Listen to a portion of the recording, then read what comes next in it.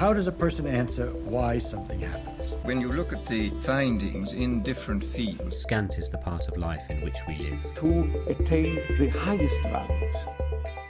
Yeah.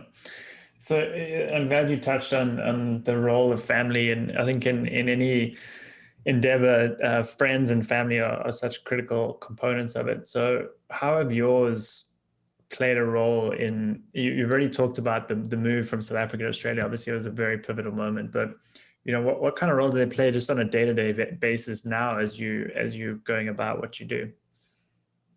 Yeah, well, my wife's awesome. I mean, she's just always such a happy, energetic person, and I mean, hell of a brave. We've got 3 little kids all born here, and we don't have any family support or anything like that. Yeah. And time zone makes it pretty hard. We in the day when South Africa is in the night, so it's quite hard even for her just to connect with her family and things like that. And so she's been unreal, and she, I think if she wasn't enjoying it or whatever, it would make it hard. It would really make it hard.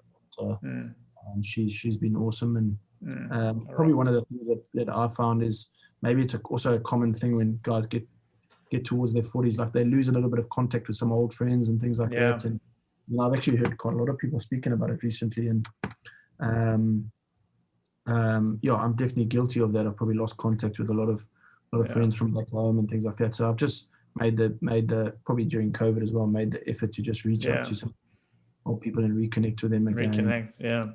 We're also, I'm sure you're 20 years out of high school now as well, right? So those reunions were probably all going this year. And I'm on a WhatsApp group with some of the guys from school, and that 20th reunion could be absolutely anything, and we're not sure. Yeah, I know what you mean. Yeah. No, I think some guys have got plans there. Yeah. So, I mean, this is amazing. We touched on so many interesting things. I'm just gonna check over here. I mean, one of the things that come to mind is maybe going back a little bit to expand the whole journey again, but maybe one of the last points we'll touch on, this idea of experimenting and kind of trial and error and then learning from that. You mentioned, I think, a few examples of that. Does anything jump out as a good example of that, where you had an idea and you experimented to try it, didn't work, or it did work, but you got feedback from that and you were able to just keep kind of building on that iteration? Oh yeah, look, I think at the end of, I think it was last season or maybe the season before last season, I wasn't in a great space at all. Like I was pretty down. I wasn't enjoying my job. It's here in Victoria, probably in particular, it's not a traditional rugby state, so it's every day is a bit of a scrap and a fight, which is on the whole is cool, but sometimes it gets you down. And we were on the cusp of making the playoffs, and then we got flogged here at home in the last game by a New Zealand team. We just missed the playoffs again. It was like devastating. My daughter got a thing called transverse myelitis. She was effectively sort of paralyzed. She was in the Royal Children's Hospital, and I didn't actually tell anybody here because I didn't want it to be a distraction to the guys, but it obviously for me was a big distraction. There was just a lot of stuff, and then the players gave me some pretty harsh feedback at the end of that season, saying like, that I wasn't connected with them properly, that I wasn't giving them good feedback, they weren't super sure what they were accountable for, all those sort of things and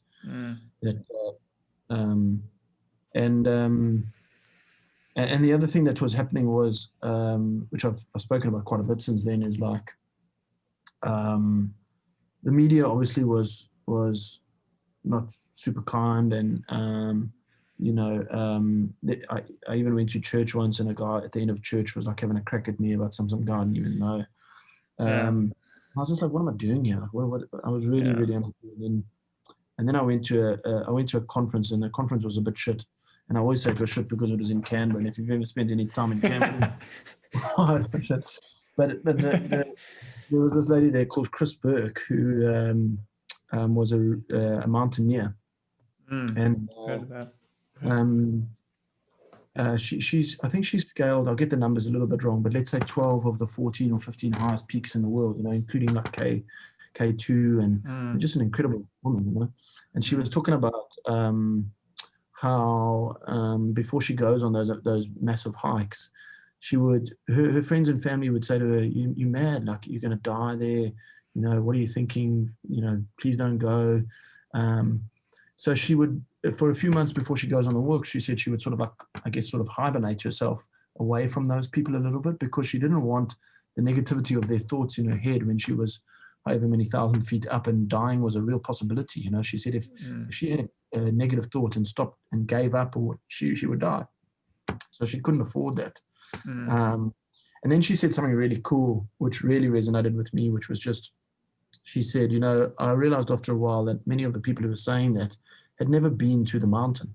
They'd never even been there. They didn't know what they were talking about. And it's a little bit like, sometimes I feel that was a big turning point for me, which was all these people that were criticizing me on social media and all this sort of stuff. They never coached a Super Rugby team out of Victoria, which is a young team. We're only 10 years old. It's a bit of a startup. It's an emerging state. You know, all the challenges that come with it, all the unique things, as there are with any team. But a lot of people who were criticizing me never done that before. And so I just got off social media. I just decided I'm actually doing all of this for the external validation of what these people are wanting to say. And I'd actually lost sight of why I got into the coaching in the first place, which is because I enjoy the game and because I enjoy seeing people get better and all of those basic things. And then I just had a massive reset on how we did things. And I realized, geez, I've got to change here because I'm super unhappy. And it's clear from the really players' feedback that they're pretty happy too, you know. Yeah, and so it was awesome. At the end of this most recent season, a couple of weeks ago, we got the player feedback again, same feedback. And it went from like, you know, it's only a small group of players who enjoyed their season, trusted me, felt they knew it, to now, you know, in the high 90s of the team. And it's just because I recognized that I was going through a lot of harsh feedback and difficult times. And I was going on a journey down a path that was about other people and making other people happy, and not doing what I enjoyed. And then once I was able to come back to that, the results were almost instantaneous. People realized. The other thing that really stands out for me in that journey, though, it was there's a guy who's a coach of Collingwood, who's a massive AFL team here. They've got, you know, a couple of 100,000 members, really, really high pressure job that he's in. And I was having lunch or whatever with him one day, and he said he had a similar thing. He nearly got fired at the end of a season, and then the next season came and made the playoffs, and I think they might have made the grand final. We were really flying, and so I just said to him, "What was the thing that you know? What was the turning point for you? How did you go from the team that you're nearly getting fired to now you're like the blue-eyed boy of coaching?" And he just said, a friend of his who was worked with him said, "Listen, you're a different person than you are in private to what you are at work, and it's inauthentic and it's not resonating with people, basically." And that's such great advice, because I think a lot of us are like that. We go to the office and think we have to be something, or and we're unhappy because it's not us. It's like we're putting up a show all the time, and then the people who are receiving that show, they also know this is not genuine. This guy doesn't really care. He doesn't really. And so the relationship just breaks down on both sides. When I think there's obviously some things that you're going to do slightly differently, but on the whole, the essence of who you are is the same. And I realized for me, it wasn't. Definitely wasn't. And so as I was able to reflect on that made a big change, I reckon. Yeah, and that goes back to that simplification of everything, right? Just connecting with why you're doing it and simplifying everything, and stop overthinking. Like some days don't come to work with your laptop. Just don't come with it. Just leave it at home and see what happens. You know? Like walk around, talk to some people, and I think you can actually just set a couple of little. There was a guy said he went the whole day. He had to say yes to everything the whole day. That was his rule. That's awesome. The day he went to work, he said he had to wait. He had to count in his head 5 seconds, I think, for 10 seconds before he talked. He said he didn't talk the whole day. He said he had great conversations, but he never said a word. Because every time he was about to say something, he had to start counting, and then sure enough, the other person would talk. And that person thought it was a wonderful conversation. Everyone seems Yeah. just creating little rules of thumb like that is quite cool. Yeah, little experiments that you almost run on yourself. Yeah. That's cool.